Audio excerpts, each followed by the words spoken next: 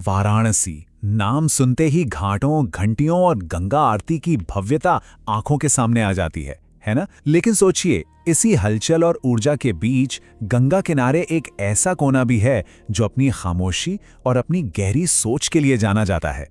आज हम वाराणसी के उसी शांत हृदय कर्ण घाट की कहानी को समझने वाले हैं। देखिए, वाराणसी के ज्यादातर घाटों पर क्या होता है? भव्यता होती है, भीड़ होती है, बड़े बड़े अनुष्ठान होते हैं। लेकिन कर्ण घाट, इसका मिजाज बिल्कुल अलग है। यहाँ दिखावे की जगह एकांत है, भीड़ की जगह एक मजबूत चरित्र है, और सिर्फ रस्मों रिवाज की जगह गहरा आत्मचिंतन है। और जानते हैं, यही वो खासियत है जो कर्ण घाट को सबसे अलग और यादगार बना देती है। तो चलिए सबसे पहले यही समझते हैं कि कर्ण घाट को वाराणसी का शांत प्रतिरूप आखिर क्यों कहा जाता है। ये वो जगह है जिसकी पहचान ही दान और न्याय के सिद्धांतों से होती है। तो ये घाट है कहाँ? ये वाराणसी के उत्तरी घाट बेल्ट में अधिकेशव और गूलर घाट के पास बसा है।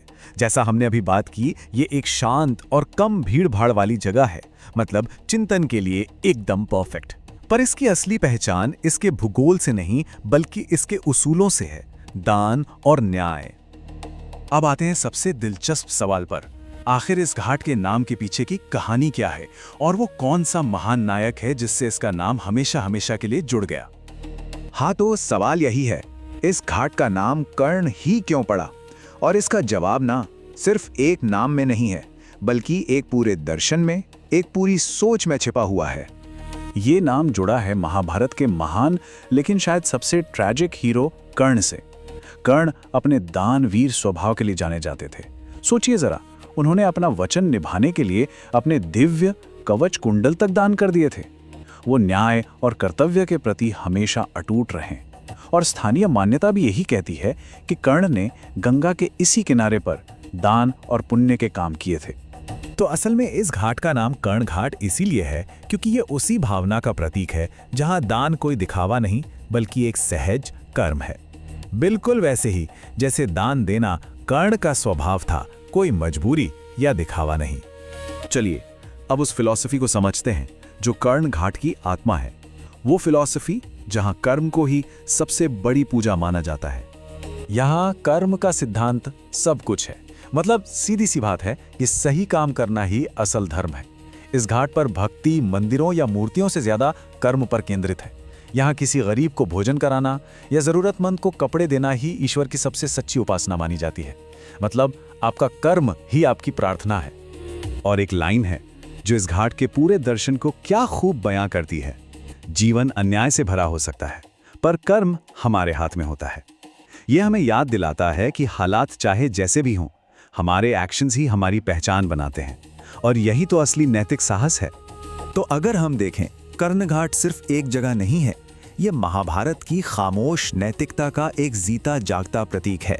एक ऐसी जगह जो हमें याद दिलाती है कि असली धर्म कर्म कांडों में नहीं बल्कि हमारे कर्मों में बसता है। लेकिन ये तो हुई इतिहास और दर्शन की बात।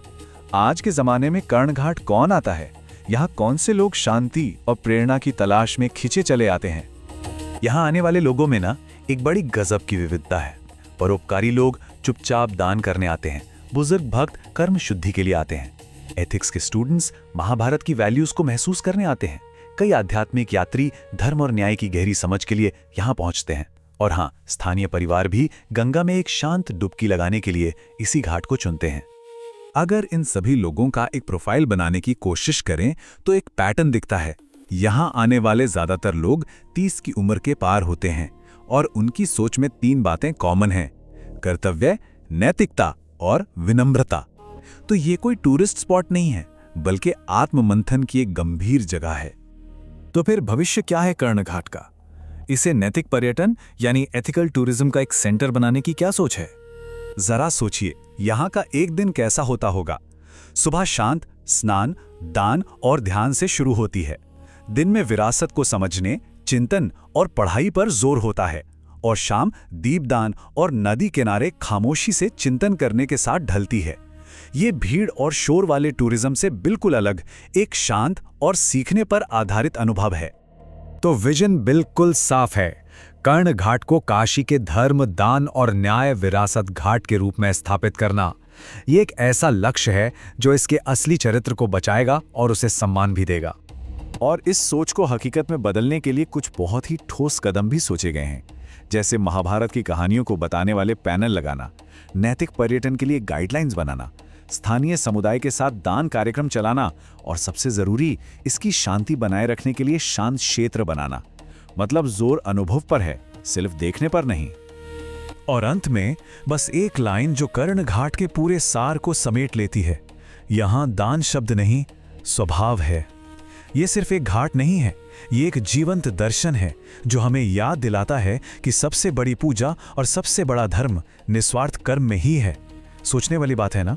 अधिक जानकारी और अमेजिंग टूर पैकेज के लिए विजिट करें www.jullutrip.com। कॉल या व्हाट्सएप भी कर सकते हैं 8881705500 पर।